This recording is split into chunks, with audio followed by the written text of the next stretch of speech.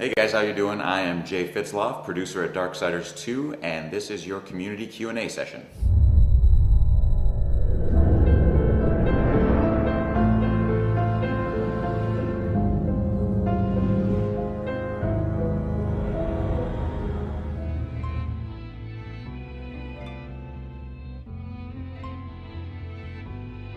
So I think environment-wise for Darksiders 2, you're going to notice some big differences.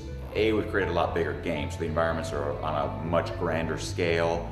Also, since Death is much more agile, can climb higher, we've designed levels and environments that are a lot more vertical than the first game. But the biggest change that you're going to notice is since the first game took place on Earth and Darksiders 2 takes place not on Earth, the complete underworld, what this did for our art team is let the chains go. They weren't bound by reality because, you know, when you're creating Earth, everybody knows what a building looks like, and you have to build that expectation. No one knows what these fantastic environments we're creating for the underworld look like, so it really let our art team go wild and just whatever they could dream was fair game. And ultimately it's like whatever looked cool, that's what we went with. So you're gonna see a lot grander scale, a lot more variety, and just a lot of cooler places to explore.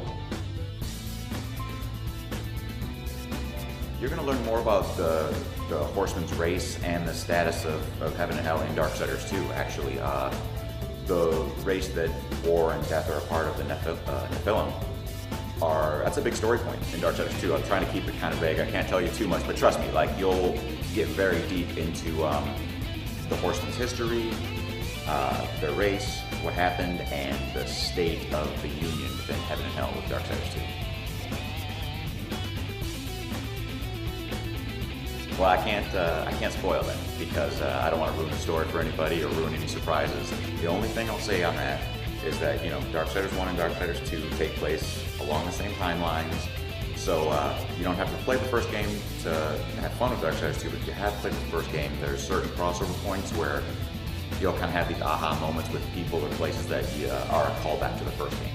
We just felt there was a lot of unanswered questions or a lot more to explore with the apocalypse. You kind of got a taste of the politics and what was going on behind the scenes with the first game, but with the second game we really wanted to blow that out and go deeper with that. So, you know, Death's a lot more talkative character than War, and through conversation trees and the storyline of Darksiders 2, you're going to get a much fuller picture of this universe that the Horsemen work within. So the customization in Darksiders 2 is, I mean, it can't even be compared to Darksiders 1. I think Darksiders 1, the character progression was linear. You know, you and I would play the game and we'd end up with the same character at the end of the game. With Darksiders 2, within an hour, we're gonna have completely different characters, and even more so as the game progresses forward, because the equipment is all randomly generated based on your level. And so we have scythes, secondary weapons, of which there's a multitude of secondary weapons you can get, armor, boots, gauntlets, amulets. So all these are randomly generated, random statistics generated throughout. If I had to, who knows, I'd have to create a mathematical algorithm to know how many items are really in the game, but we're talking about, I'm sure, technically millions of items within the game. So then there's that.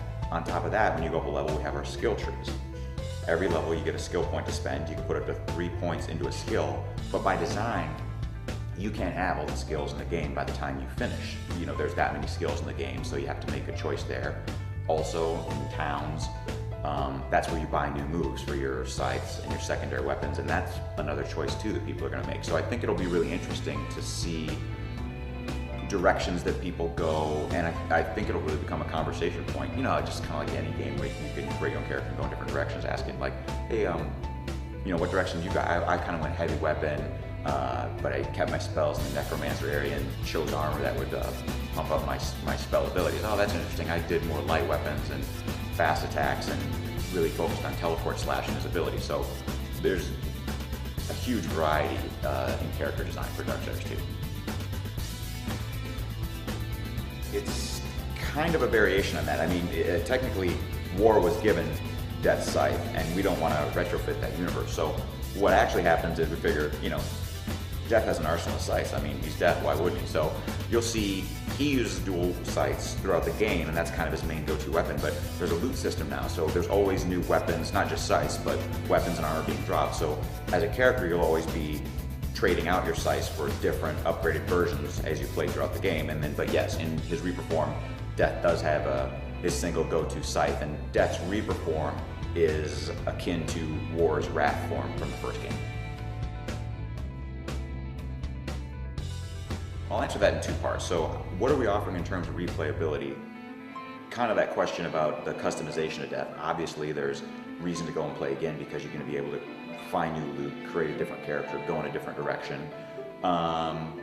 We do have some challenges and different things to explore for people that finish the game. That's all I can say on that now, unfortunately. To the difficulty of puzzling, I would picture it like this. So if Darksiders 1 and Darksiders 2, we can figure they're kind of built on the same three platforms. We've got combat, traversal platforming, and puzzle solving.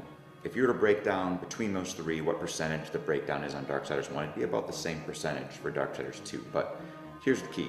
We've made each of those elements deeper and richer. With combat, it's the loot and the skills, so there's a lot more combat options within the game. Within traversal and platforming, we have a much more agile character. Levels are built more vertically, so there's a lot bigger traversal areas to explore and bigger overworld areas to explore as well. And then with the puzzle solving, it's a default of the game being bigger, the worlds being bigger, and there being more items to collect and get, which allows us to add more layers to the puzzle solving. So I don't know if I'd say if the puzzle difficulty is going up. I mean, there may be some that are more difficult, some that are less difficult than some of the stuff in Darksiders 1, but overall, the puzzles will be more intricate and interesting for the player. For the Wii U, it's, I mean, right now we're working on it, but basically what we're really focusing on right for the Wii U is using its unique control system. And, you know, it's easy enough to just port it over and you have the game and use the controls just like you would a console, but that's kind of a waste with the Wii U. So we're trying out a lot of unique controls within the game, but what's important is, and everything's on the table.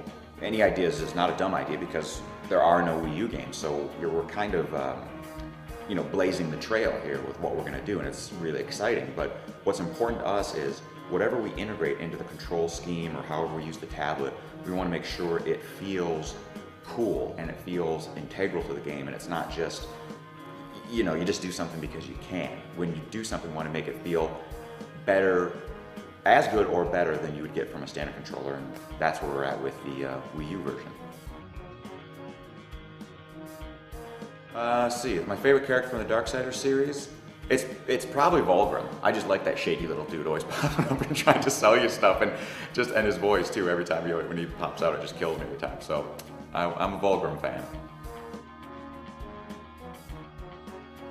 I'm glad you asked me this question about pie because I am a super pie fan. I'm gonna rattle off some of my favorite flavors.